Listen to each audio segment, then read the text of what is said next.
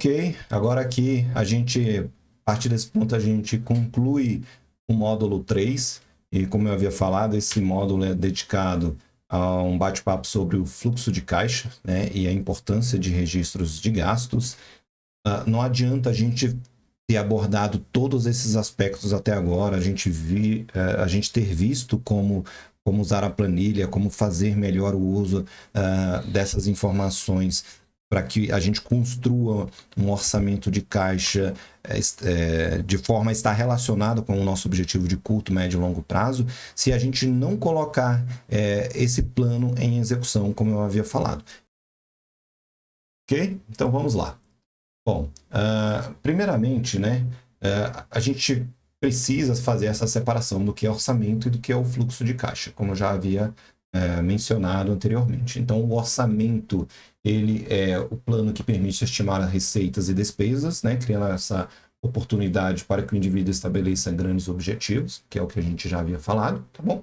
E o fluxo de caixa, que é a execução. Então, é o registro de todos os movimentos de entrada e saída de dinheiro, né, e está alinhado com o acompanhamento da execução orçamentária, ou seja, acompanhar aquele plano que você estabeleceu ao longo ali dos próximos 12 meses, ok? Importante, né? Benefícios, como fazer e cuidados. Primeiro, quais são os benefícios?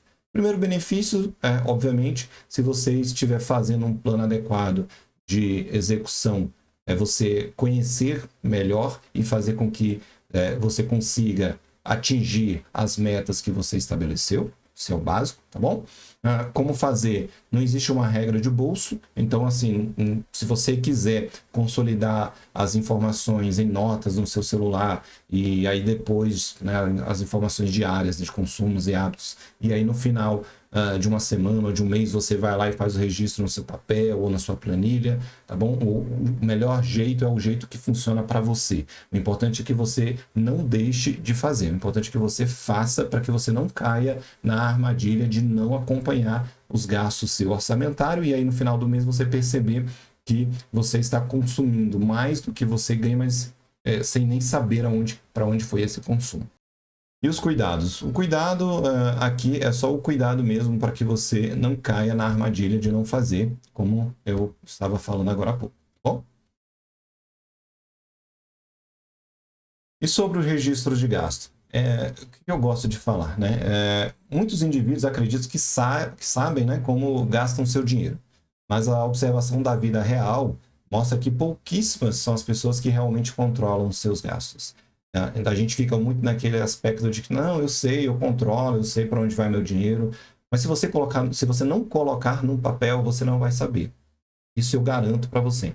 Se você não estiver fazendo um registro adequado, daqui a alguns dias, né, semanas, você já vai esquecer para onde você direcionou aquele recurso. Então, é importante colocar no papel no momento que você gasta, tá certo? E para saber se isso também está alinhado com o orçamento que você estabeleceu. Então, faça. Não caia nessa ilusão de achar que você vai lembrar, que você não vai lembrar, tá bom?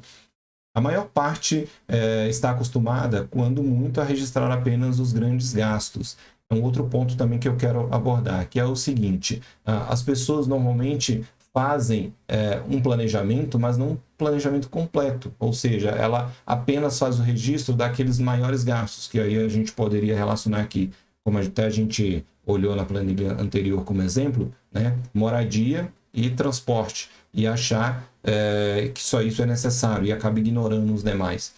Isso é uma falha, tá? Então a gente precisa ter sim o cuidado de fazer todos os pequenos gastos, né? Eu até trouxe no exemplo anterior do tópico, quando eu falei do exemplo do consumo de café regular, que às vezes tem pessoas que têm o hábito de consumir regularmente café em rua, né, no lanchonete e tal, e achar que esses 5, 6 reais que ela consome ali não é importante e não fazer o registro.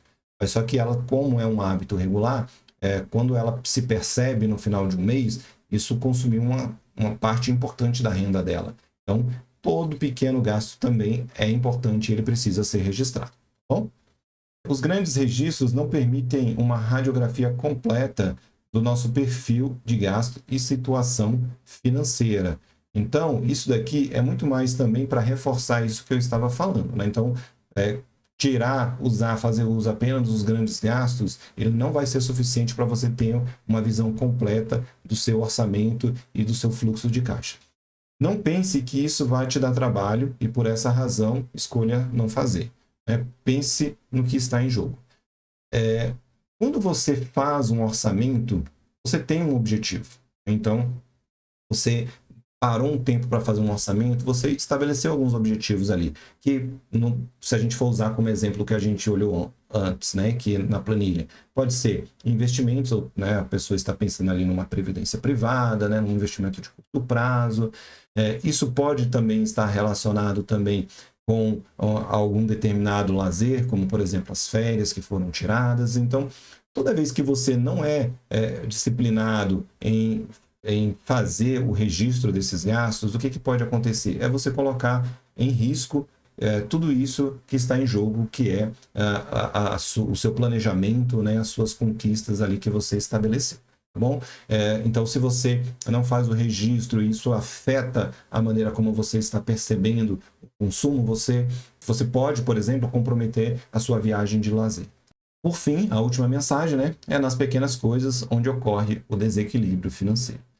A gente acha que não, mas isso é uma armadilha enorme num orçamento familiar, que é ignorar os pequenos gastos. Então, mais uma vez, por isso, esse tópico aqui, a gente está falando sobre registro de gastos e fluxo de caixa, que é justamente, ele é rápido, mas ele é importante para a gente levar isso em consideração na hora da execução do plano.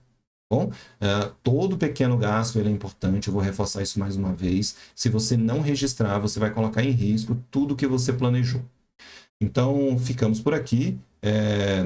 Agora, no próximo tópico, a gente vai falar um pouco mais sobre gestão de investimentos. Ele é um tópico em que eu trago mais informações sobre como escolher os melhores tipos de investimento, conhecer os investimentos para que a gente saiba fazer as melhores escolhas aí nas nossas decisões de investimentos. A gente se vê lá, um grande abraço.